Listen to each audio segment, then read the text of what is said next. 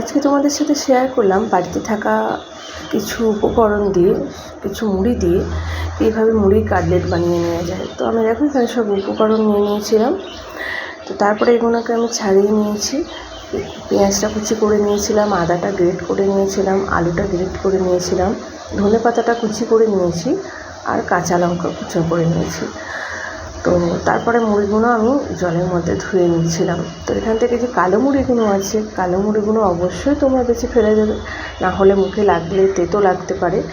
তো যাই হোক, তারপরে মুড়িগুলো আমি জল থেকে আলাদা করে নেব। মুড়িগুলো ধুয়ে হাতের সাহায্যে এগুলো হালকাভাবে চিপে জলটা বের করে অন্য একটা পাত্রের মধ্যে নিয়ে নিয়েছিলাম। তো এখানে মুড়িগুলো সবটাই নিয়ে নিয়েছি। তারপরে গ্রেট করা আদা, কাঁচা লঙ্কা কুচোনো, পেঁয়াজ কুচোনো, তারপরে দিয়ে দিয়েছিলাম গ্রেট করা আলু। তো তোমরা চাইলে কাঁচা লঙ্কার বদলে গোলমরিচও দিতে পারো, যে যেরকমভাবে নিতে পারো। খাবারটা তো সবার মুখের স্বাদের জন্যই দেওয়া, তো আমি কাঁচা লঙ্কা দিয়েছিলাম। তারপরে 3 চামচ বেসন এখানে আমি নিয়ে নিয়েছিলাম।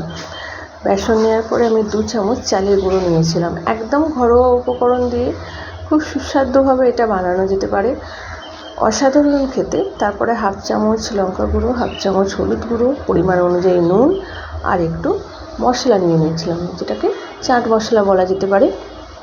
বাড়িতে বানানো এটা আমার মশলা ছিল একটা, আমি বাড়িতে একটা মশলা বানিয়ে রেখেই দিই।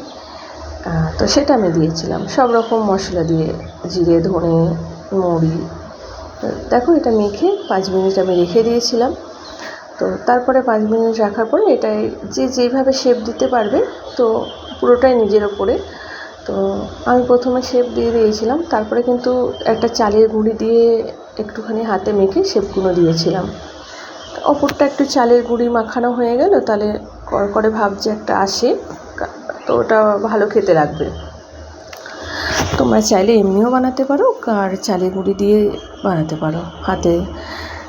তারপরে আমি একটা তেল গরম করার জন্য কড়া নিয়ে নিয়েছিলাম। দেখো কড়ায় তেল গরম করে নিয়ে এক এক করে আমি মুড়ির কাটলেটটা আমি গরম তেলের মধ্যে ছেড়ে দিয়েছিলাম। তো তেলটা গরম হয়ে যাওয়ার পরেই দিয়েছিলাম, ভালো করে গরম হয়ে গেছিলো। আর তারপরে আমি মিডিয়াম ফ্লেম করে দিয়েছিলাম গ্যাসের ফ্লেমটা।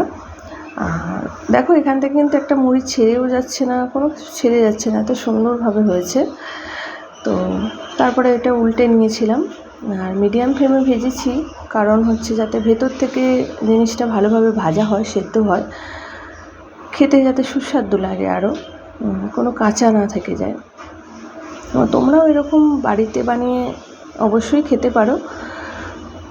বাইরের খাবার থেকে বাড়িতে বানিয়ে খাওয়াটা অবশ্যই আমি সাজেশন করব, অবশ্যই যার যেটা পছন্দ। তো যাই হোক, আমার তো এটা খেতে খুবই ভালো লেগেছিলো। আমি পরিবারের সাথে খুব ভালোভাবে বানিয়ে এটা খেলাম, নতুন একটা রেসিপি। তো তোমরাও চাইলে বানিয়ে খেতে পারো। আর তোমাদের যদি ভালো লেগে থাকে অবশ্যই চ্যানেলটি সাবস্ক্রাইব করে, লাইক, কমেন্ট, একটা শেয়ার করে পাশে থাকবে। আর সবার শেষে বলি, বড়দেরকে আমার প্রণাম, ছোটদেরকে আমার অনেক অনেক ভালোবাসা।